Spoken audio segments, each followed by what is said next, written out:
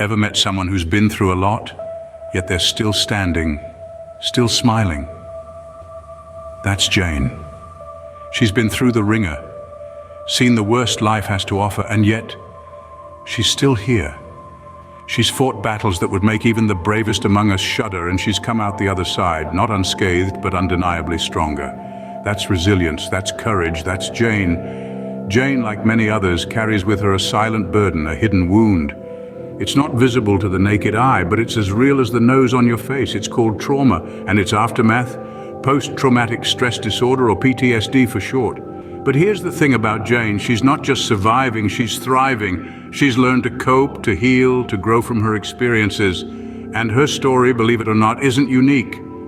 It's the story of many out there dealing with a condition known as post-traumatic stress disorder, or PTSD.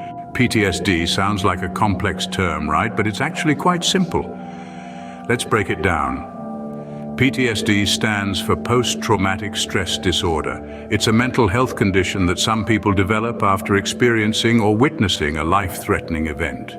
This could be anything from a car accident to a natural disaster, or even a traumatic incident at work or home. What happens is, these events can leave a deep imprint on the mind, causing an individual to relive the traumatic experience through distressing memories or nightmares. It's like a ghost of the past that refuses to be exorcised, often leading to feelings of intense fear, helplessness, or horror. Now, contrary to popular belief, PTSD is not a sign of weakness. It's a testament to the human capacity to feel, to remember, and to survive. It's not a choice someone makes, but a reaction to an event that was beyond their control. So PTSD is not just a label, it's a battle that many are fighting every day. Ever wondered what happens to the brain during trauma? Let's dive in. Picture your brain as a bustling city. Now, trauma strikes like a sudden blackout. Everything goes haywire. The city's command center, that's your amygdala, kicks into overdrive. It's like that overzealous security guard sounding alarms and locking down the city. Meanwhile, the city's mayor, your prefrontal cortex, struggles to maintain control. It's like a leader trying to calm a panicked crowd but getting drowned out. This chaos is your brain during trauma. Now imagine this happening repeatedly.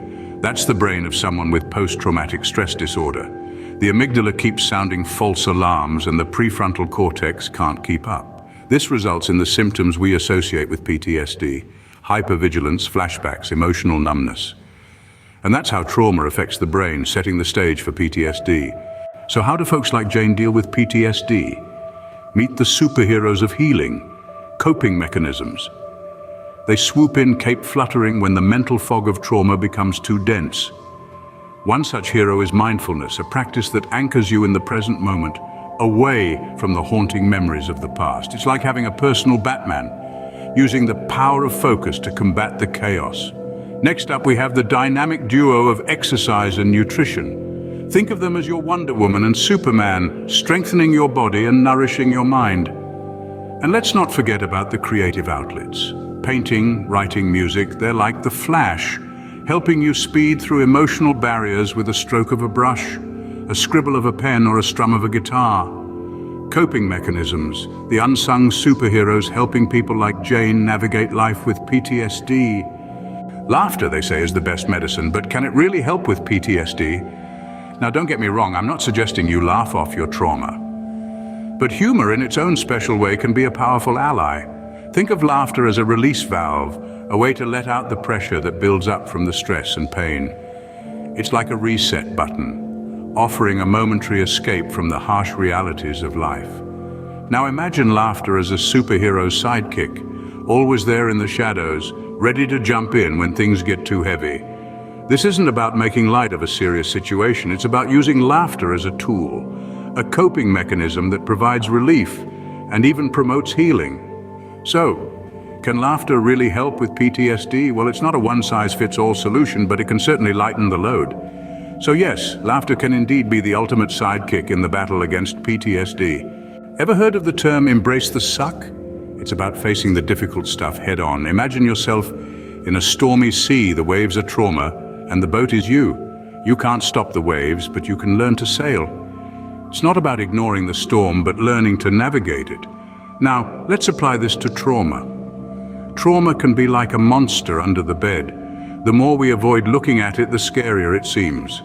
But when we muster up the courage to confront it, we often find it's not as terrifying as we thought. It's not about loving your trauma, but acknowledging its existence. This is the first step towards healing. Remember, it's okay to feel the pain, to sit with it, to understand it. It's okay to be not okay. Embracing the uncool stuff, it seems, can be a key step towards healing. No superhero is complete without a team. For someone dealing with PTSD, that's the support system. Now let's talk about your Justice League. Imagine your journey to recovery as an epic adventure. You are the superhero, and every superhero needs a trusty team. This team, your Justice League, is made up of the people who have your back: friends, family, support groups, therapists. These are the individuals who provide a listening ear, a comforting word, a shoulder to lean on when the going gets tough. They rally around you, lending their strength when you feel like you're running on empty. They remind you of your resilience, of your capacity to heal. They celebrate your victories, no matter how small, and they stand by you through the setbacks. Your team doesn't have to be large. Even one or two steadfast allies can make a world of difference. Remember, your Justice League is out there. You don't have to fight this battle alone. Ever wished you could rewrite your story?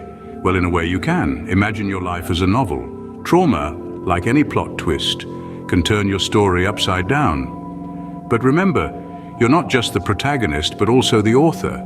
You hold the power to reframe these experiences, to change your narrative. It's like taking a photograph from a different angle.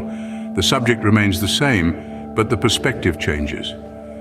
Reframing isn't about denying or diminishing your trauma. It's about acknowledging it, understanding it, and then choosing to see it in a new light. You might not be able to change what happened, but you can change how you interpret it, how you react to it, and ultimately how it shapes your story moving forward. Rewriting your story is not about changing the past, but about changing how you see it. It's about using the pen of perspective to author a narrative of resilience, growth, and hope. Perfection, it's overrated. The real beauty lies in imperfection. In a world that often demands flawless execution, it's easy to forget that our imperfections, our stumbles, our missteps, they're all part of what makes us human. They shape our character, our resilience, and our capacity to connect with others. Consider a well-loved, well-worn book. Its pages might be dog-eared, its spine creased, but it's these very signs of use that tell us it's been cherished, that it's been part of someone's story. Just like that book, our scars, both visible and invisible, are testament to the battles we've fought, the resilience we've shown, and the growth we've experienced. So let's shift our perspective. Let's not see these scars as blemishes, but badges of honor, symbols of our strength and our survival. It's not about being perfect, it's about being real, being authentic, finding beauty in imperfection. It's about embracing the journey, bumps and all. Gratitude, it's more powerful than you think. It's like a beacon of light in the darkest of nights, a compass guiding us toward the positive. It's about recognizing the good around us, even when it seems like everything is falling apart. When we practice gratitude, we shift our focus from the pain of our trauma to the blessings we still have. It's an acknowledgement that yes, life can be tough, but there are still things to be thankful for.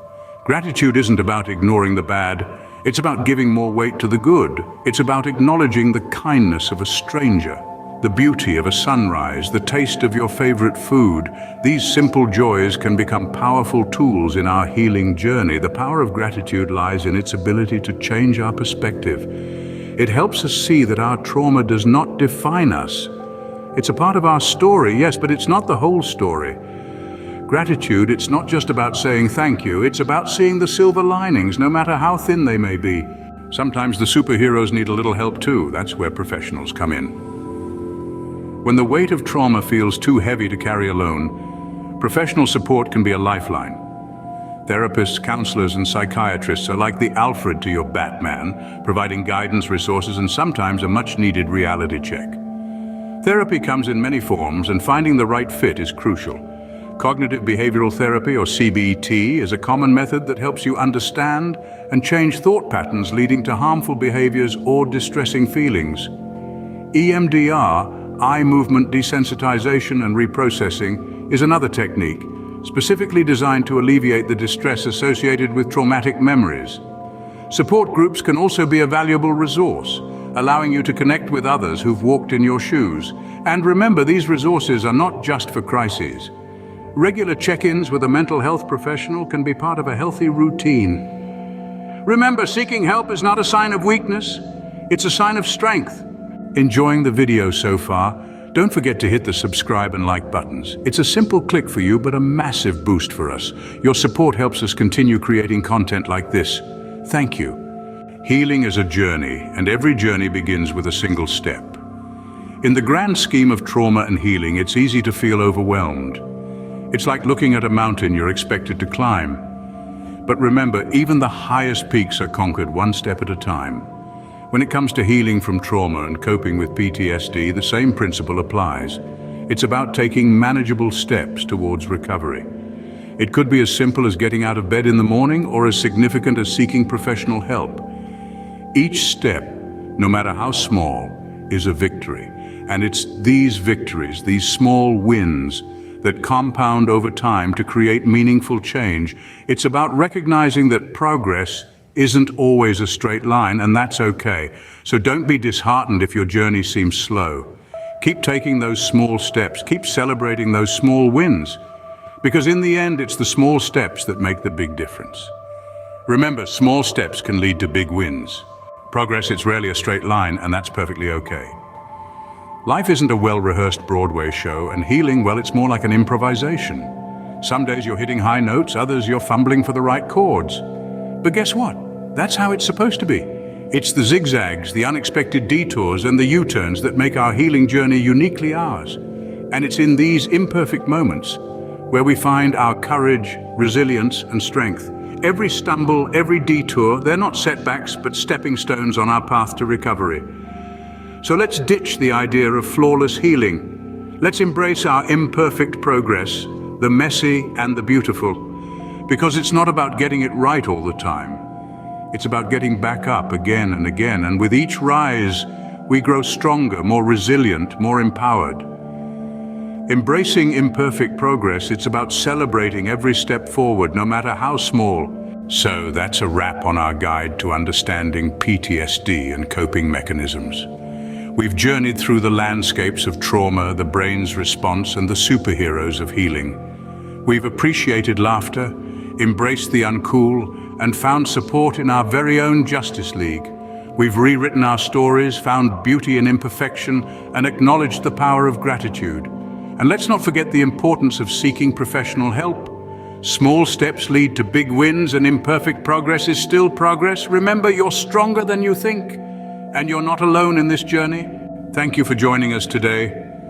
We hope this journey through understanding PTSD and exploring coping mechanisms has been enlightening. Share this with those who might find it beneficial. Until next time, keep fighting, keep healing, and keep smiling. Savored this video? Fancy another? Click the on-screen video for an even deeper dive into fresh territory. Your support is like a warm cuppa on a brisk day. Give us a thumbs up, subscribe, ring that bell for the latest content. Cheers for watching.